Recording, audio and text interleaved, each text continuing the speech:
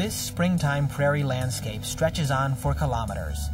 No trees, only grasses make up the surroundings.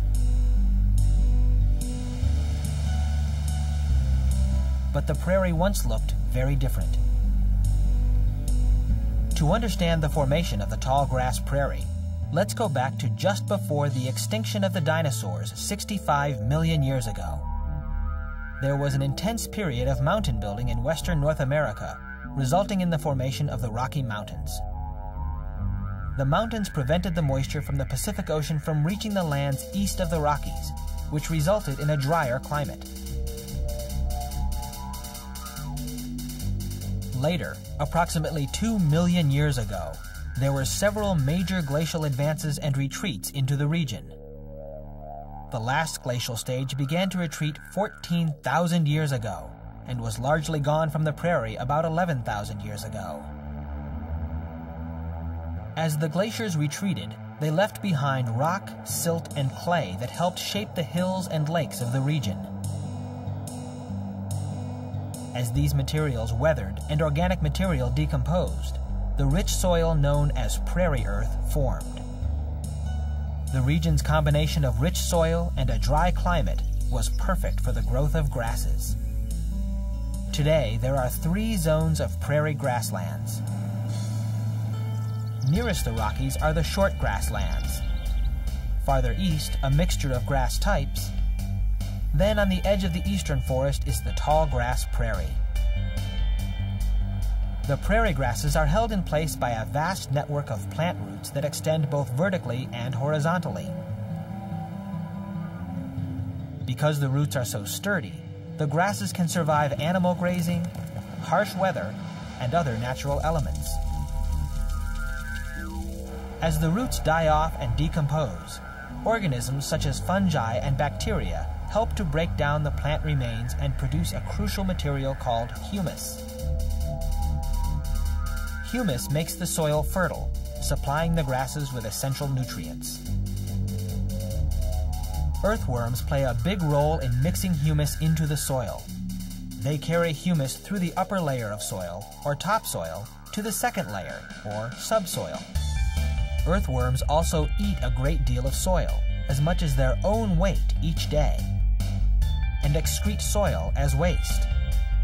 The waste soil has nitrogen and other key materials that plants need to grow. Fungi, bacteria, and earthworms are all decomposers. They break down organic material. In the tall grass prairie, there are some 150 kinds of grass species that depend on decomposers to enrich the soil. The rich soil helps ensure that the grasses can withstand the heat of the summer and the cold of the winter. And along with daily weather, there are other powerful natural forces at work too. Mayhem sometimes visits the prairie in the form of massive storms, tornadoes, blizzards, and lightning that trigger fires that scorch the earth. But much of what fire does to the prairie is actually beneficial. Fire is the key to the prairie's presence. Fires have destroyed forests, but allowed grasses to survive and generally enhance grass growth. The grasses have buds and seeds that lay just below the soil surface where fire temperatures are low. After the fires consume the above-surface dry material, the grasses redevelop normal shoots in a short period of time. Because grasses grow so quickly, they take over the available growing space. Fire helps the grasses grow, but is perhaps the most dramatic and least understood element of prairie ecology.